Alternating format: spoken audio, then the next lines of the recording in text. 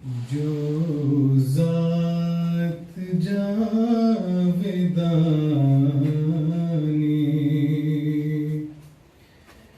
हमसे नहीं है उसका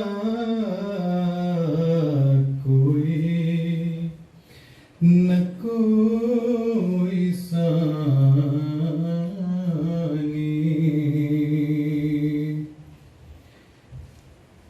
कर इनको नेक किस्मत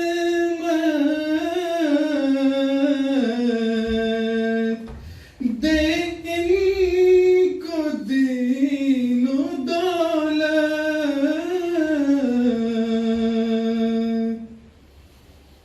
कर इनकी खुद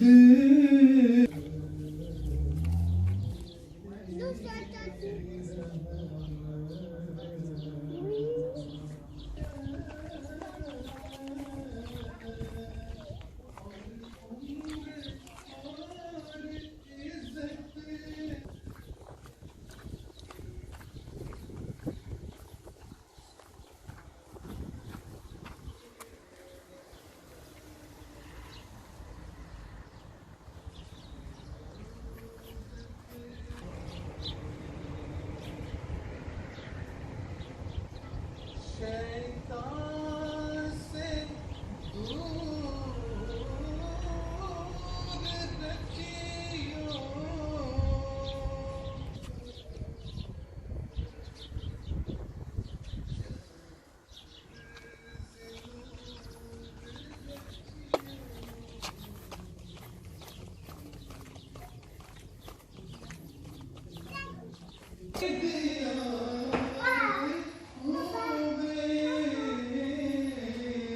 Machen wir jetzt ein Tor? Hmm.